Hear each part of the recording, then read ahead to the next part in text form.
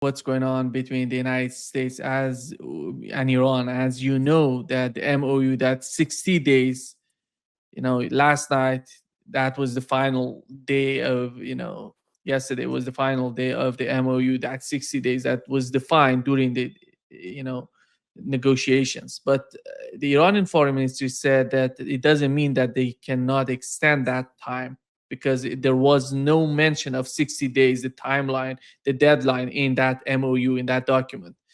The other point is that Iran is saying, as Reuters reported, that Iran said sooner or later that they're going to do something about the blockade.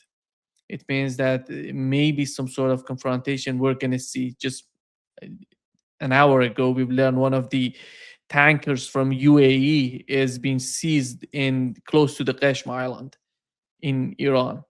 It was using, basically was using the designated route that Iran has, designated, and it was seized in that island, Qeshm Island. And the other point is Donald Trump is demanding total surrender. He says that Iran has to do something about it. He even today, again, for the second time, he said, we're going to bomb Oman. And he's not happy. What it seems, he's not happy with what's going on between Iran and Oman and new mechanism they're defining for the Strait of Hormuz.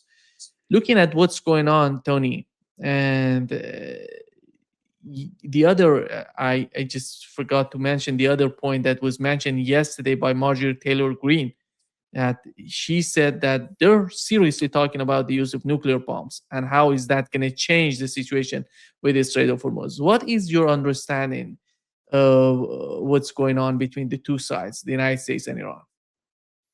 Well, that's a great introduction to the important topics, and to reiterate, the use of a nuclear weapon, a tactical nuclear weapon, is a consideration and a risk that I have been concerned about since we first started discussing this conflict back in the 28th of February, going into March and beyond, simply because of the military options, the limited military options, the lack of the political will, the national will. We've I always circle back to the national power and the trinity in terms of the governed, the governing, and the security, or the defense of a nation. And going into this conflict, it could not be won through missiles and blockades. Those aspects don't win wars. And the United States, the governed, does not have the appetite or the national will to go into a prolonged ground war. So looking at this in terms of how does Donald Trump attempt to achieve a military solution to bring negotiations back to the table, especially since 60 days ago, the most feasible off-ramp being the 14-point memorandum of understanding, which did expire this morning.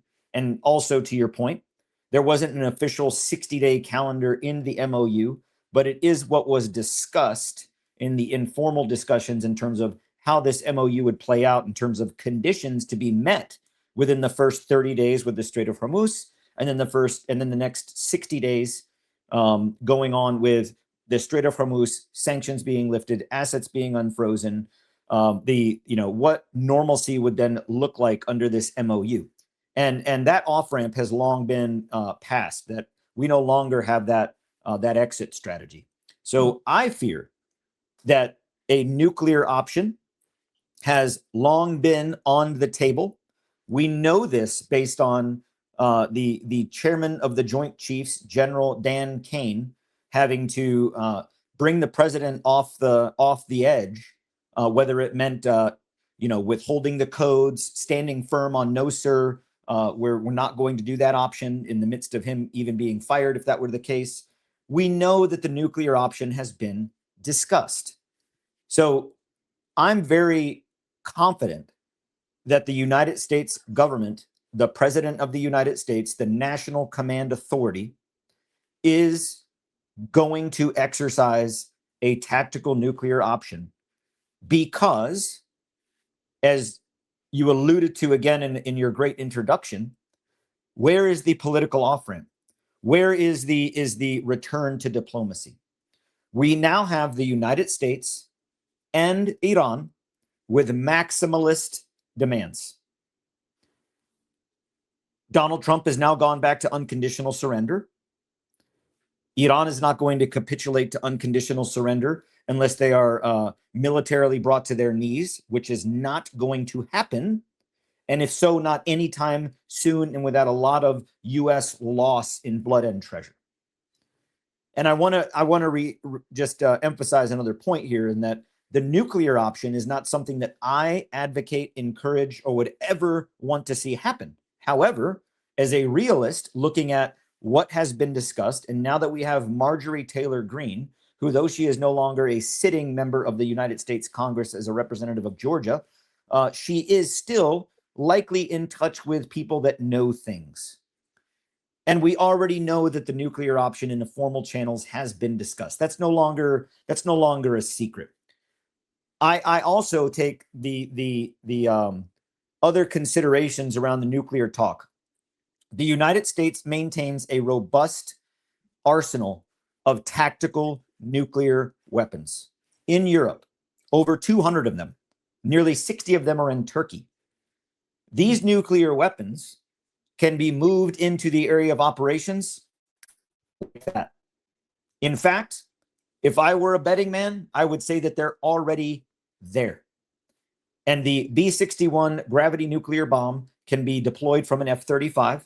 It cannot be from an F-22 because of the bomb bay design of the F-22, but it can be deployed from an F-35.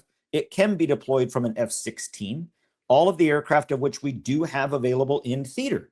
So when you take the fact that the capability exists, now that there's the propensity or the will for it to be, and the fact that the delivery option of the aircraft that can deliver it, or the means of delivering it through other precision strike missile warhead adaptation, which is all feasible, is all present in theater.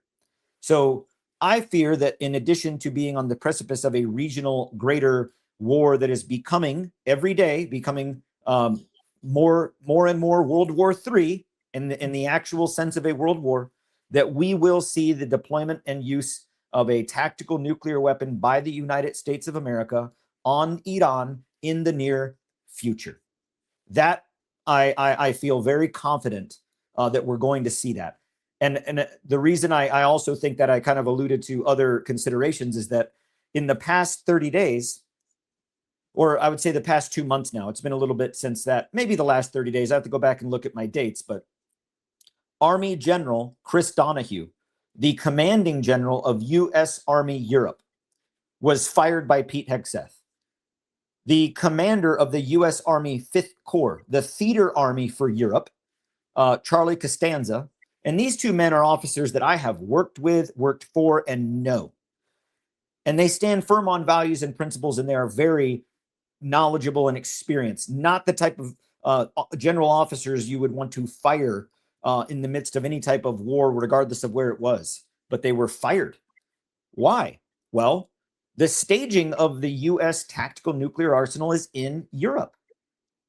The theater commander and the Army sub-unified theater commander, General Donahue and General Costanza, are the general officers with the authority to deploy, use, move those munitions. I am very confident that that conversation happened between the president, Pete Hegseth, the chairman, and the EUCOM commander, General Alex Granovich, who also came out public on the record and said, hey, the United States can no longer protect its interests and continue supporting Israel in this war. We cannot do both. That was that general. And then soon after, 2 other Army generals were fired. I believe that they were fired because they put a firm foot down on, no, we're not in support of that course of action. If you want to pursue that course of action, President, if you want to pursue that course of action, Secretary, we don't support it. And they were subsequently fired. Why else would the 2 leading commanders of the theater command and the sub-unified combatant command be fired from in European command. Why? Doesn't make sense unless you look at the nexus to EUCOM, United States EUCOM, a combatant command, is the primary supporting command for U.S. Central Command in this conflict with Iran. So as I look at all of those indicators and I connect all of those, I'm very confident that the President of the United States is pursuing options for the use of a tactical nuclear weapon. It will likely be used on Pickaxe Mountain or somewhere in one of the Isfahan or Fordham. But we know that we've struck those before, going all the way back to Operation Midnight Hammer, and it did not yield the success or the obliteration that Donald Trump tried to sell to the American people. So the president has also alluded to, if you go back to about 2 weeks ago in his saber rattling and round of banter at that point, was that if Iran doesn't comply and give up the strait and negotiate, that the United States will use a weapon that hasn't been seen since World War II. Well, there's only one weapon that I can consider that would have that level of threat, and that would be a nuclear weapon. So I am very concerned that the United States is moving more and more towards that option, which will only lead to a greater range of conflict that the United States cannot address in the region. If they use the nuclear weapon, it's going to be a tactical move to achieve a strategic gain. What would that be, Anthony? What would be that strategic win out of this technical use of nuclear? You mentioned Pickaxe Mountain. I totally understand that they believe that maybe that 400 plus enriched uranium is there under that mountain. That's why they're trying to hit that. But the outcome of that, how do you see the repercussions of using a nuclear bomb, a nuclear weapon again? Well, it will not. Excuse the noise. I'm printing out a picture of the B-61 tactical nuclear bomb so people can kind of get an idea of this. You know, when people think nuclear weapon, we often think of the weaponry within the U.S. nuclear triad associated to mutually assured destruction, Cold War. You know, when you know what was dropped on Hiroshima and Nagasaki, that level of destruction, that level of nuclear bomb, that level of brinksmanship. So the difference in that is that we're not talking about a strike from a Minuteman III nuclear weapon. We're not talking about a strike from a B-52 with a Y Yankee M Whiskey Yankee M, that type of nuclear bomb. We're not talking about a Trident II being fired from an Ohio-class submarine, although that is certainly an option because the USS Alaska, which is an Ohio-class nuclear-powered but also nuclear warhead-enabled submarine, is sitting in the Persian Gulf, or excuse me, in the Indian Ocean. So that's an option. But we're not talking about that. What we're talking about is the deployment of the B-61 tactical nuke. And that is kind of the industry standard that the United States has now gone to in terms of its nuclear arsenal since the end of the Cold War. And that B-61 nuke, that's this guy right here. You see it on a little carrier? It's about the size of a JDAM. It's about the size of other. In fact, it's smaller than a JDAM or other 2,000-pound bombs to the like that Israel has been dropping on Gaza every day and continues to do. It's not even as big as one of those. It's obviously the tactical yield, more so than the explosive power, more so than the destruction, more so than what it will or will not do. Because I personally think that dropping the B-61 nuclear bomb, tactical nuke, on Pickaxe Mountain isn't going to do anything but leave a pretty nasty scar in the dirt or in the face of the mountain. Pickaxe Mountain is buried under almost 400 feet of solid granite. It's not the only way. And I know this because going back to con plan options, looking at North Korea, Iran, what we called hard target defeat, or hard targets being underground, reinforced, in bunkers, deep in the ground. The only way to get into Pickaxe Mountain and actually take, neutralize, destroy what may be of the nuclear capability of enriched uranium is to put boots on the ground, go in and get it. And we know that that option will not succeed. The option of dropping a nuclear weapon is also not going to achieve that strategic objective. Remember the objectives that were laid out in terms of why we're fighting this war, and the irony of the fact that the reason now we're still fighting this war over the Strait of Hormuz is a reason that was not even one of the objectives that we went to war for. I mean, the irony just drips in that. But looking at the use of a tactical weapon on Pickaxe Mountain will not achieve the strategic goal. What it will do strategically is create a whole nother level of mess when you consider China a nuclear power, Russia a nuclear power, Pakistan now part of the alliance with Turkey and Saudi Arabia, a nuclear power. And you consider that those energetic remainders and second and third order effects in the area of what can then come next in terms of nuclear escalation. That's the real concern to this, which I do not think the president is considering. So what will the use of this B-61 gravity bomb? The warhead only weighs about 700 pounds. I mean, you can bench press that, Nima. That's not a lot. So when you think about this, the use of this bomb and what will it achieve, not much. It's the maximalist position that Donald Trump has gone back to. We've seen that time and time again, that Donald Trump continues to go back to this maximalist demand, and it does not achieve the effect of ending this conflict. I believe that Iran is open to diplomacy. I believe that on the conflict continuum, here we are kind of going back between this road to diplomacy or large all-out war. Diplomacy or all-out war, right? Well, that return to diplomacy pathway is not in control of the United States. The United States no longer has the leverage or the political control in this pathway to avoid war.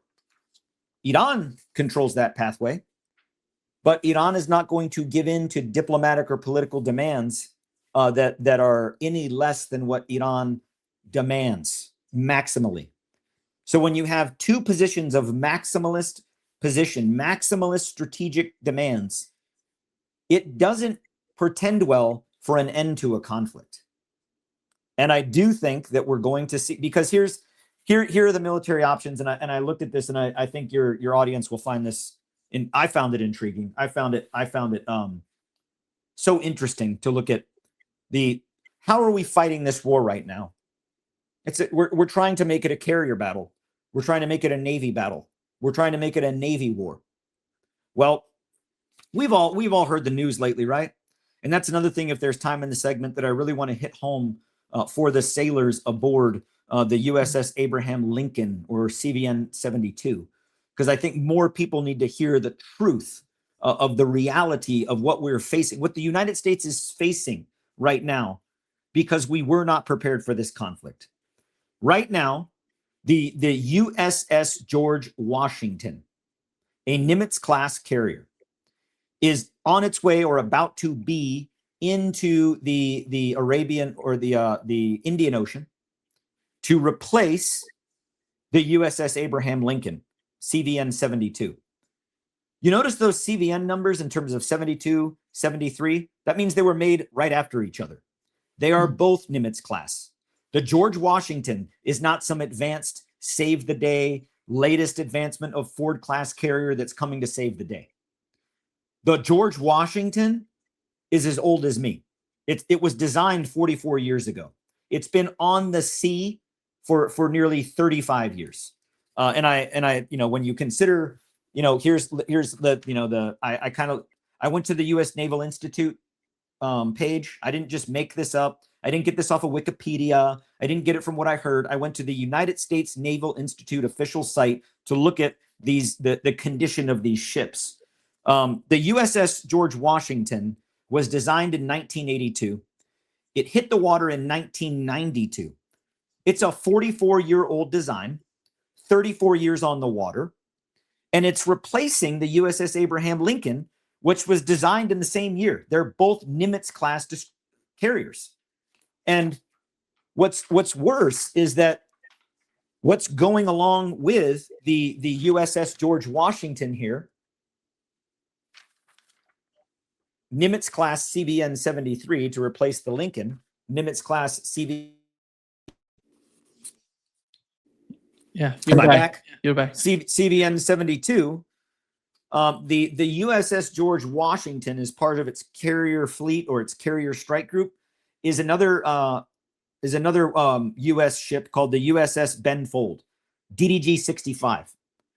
It didn't go with the George Washington initially, because remember, the George Washington is a Pacific Command carrier. It's being redesignated to replace the Lincoln, because this was never intended to be in terms of deployment length. The USS Ben Fold didn't go with the Washington. It's catching up now. It's getting out there now because it was in the Philippines getting replaced or getting repair parts done to repair its air conditioner, to repair its electric system, to replace all these things that were falling apart, because it's an older class destroyer. So we're sending to the area of operations, not the newest, most advanced. We're sending the old stuff, because quite frankly, that's all the United States has right now. Because you remember the old USS Ford? Remember that guy? USS Ford was a Ford class carrier, our newest and best and most advanced, hit the water in 2017. Well, that's back getting repaired because it had a laundry room fire. Supposedly, I think it was struck by Iranian drones or Iranian anti-ship missiles or torpedoes. But that's out of the fight. The USS John F. Kennedy, the next in line in the Ford class, just got the check, if you will, the all clear. That was in the news on Friday. It passed sea trials and it's going to be underway soon. Well, they hurried that. They sped it up. And when you take something of that magnitude and you speed up the process to get it approved, there's probably going to be problems with it. Maybe another laundry room fire. I don't know, but it's not ready to go into war yet. So we're fighting this war with Iran with old, broken down stuff, with sailors and airmen and soldiers that have been put back and forth, and Marines back and forth on, we're going in, we're not, we're going in, we're not. We still have the 82nd Airborne Division deployed in the region, just waiting. We still have the 5th Amphibious Response Group just sitting there waiting on the USS Boxer, which is a WASP class carrier, which you want to talk about old. I mean, old. So, and oh, by the way, the Washington is going to replace the Lincoln to join the USS GW Bush, another Nimitz class carrier that is old. So what are the military options? What are the military options for the President of the United States, offered to him by Admiral Brad Cooper, the U.S. Central Command commander? What options are available militarily to compel Iran to come back to diplomacy? There aren't any. We've expended our precision strike munitions. We've expended our tactical and operational range precision munitions and our strategic. We don't have military options short of either we have to send in ground forces or we have to have another way. And this harkens back to the decision that Truman had to make in World War II, right? Do we invade mainland Japan? We know it's going to cost hundreds of thousands of lives of soldiers and sailors and Marines.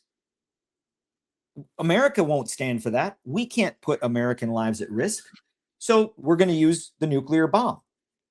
And we did. I believe that Donald Trump feels that he is facing that same calculus. I feel that it's self-imposed based on the failure of this conflict and the lack of strategic, but trying to put myself into the, kind of into the mindset of the president of the United States, I feel that he has convinced himself that those are his options. It's either ground troops, where thousands of Americans will die, ships will sink, or nuclear option, which won't it won't do anything to end the conflict, but it will give Donald Trump an exit strategy. Because if Donald Trump can convince his MAGA base, remember, midterms are coming up in November. Guess who's also facing elections here pretty soon? Netanyahu. Both of them want a way out of this quagmire. Both of them want a way out of this mess. Using a nuclear weapon, regardless of the truth. Remember in the whole aspect that I mentioned before of DIME, right? Of the, information, misinformation and disinformation. Donald Trump has no problem lying to the American public. He's doing it right now in terms of conditions on the USS Lincoln. So when you look at the aspects of what it will yield, it won't. But Donald Trump can sell it as a win to his hawkish MAGA base, to Americans that still want to believe that we are winning or can win this conflict, which we are not and we cannot. But to give them that victory of, look, Strait of Hormuz was never part of our concerns. Who cares? Strait of what? Regime change? Don't care. If the people of Iran want a regime change, they can do it. We gave them the keys to the kingdom. It's up to them. That's how Donald Trump sees it. But the nuclear aspect is something that he has hung his hat on from the beginning, right? Whether it was Marco Rubio, Donald Trump, Pete Hegseth, Admiral Cooper, all of them. The various objectives, it's always come back. The one you can pick out that's always the same is this, they can't have a bomb. Iran can't have a bomb. Well, you can't prove that they do. You can't prove that they don't. All indications from the U.S. intelligence community say that they aren't. But hawks, war hawks in the government say that they are. So what better way to find an exit strategy or attempt one? I don't think it will succeed as an exit strategy, but at least to give the perception of an exit strategy as we approach November. Look, we destroyed their capability. The president of the United States was willing to do something that no president since Truman was willing to do. And he did it to save the world, to keep America safe from an Iranian nuke. That's the narrative. I think it's total bullshit, but that's the narrative that the president will try to sow. Bottom line is, there are no feasible military options to achieve an end state that the president can satisfy to the American people or to his constituents or his base. And the use of a tactical weapon is on the table. It is very likely already in theater. That picture that I showed you, you know how long it takes to put one of those onto an F-35 or an F-22? A good weapons mate, a good weapons crewman can do it in about 8 minutes. It's going to be used, I predict. I've thought that since the beginning, because when you look at this in terms of courses of action, there's no way out of this for Donald Trump. And he's desperately seeking for a way out. And desperate men in powerful positions do stupid things.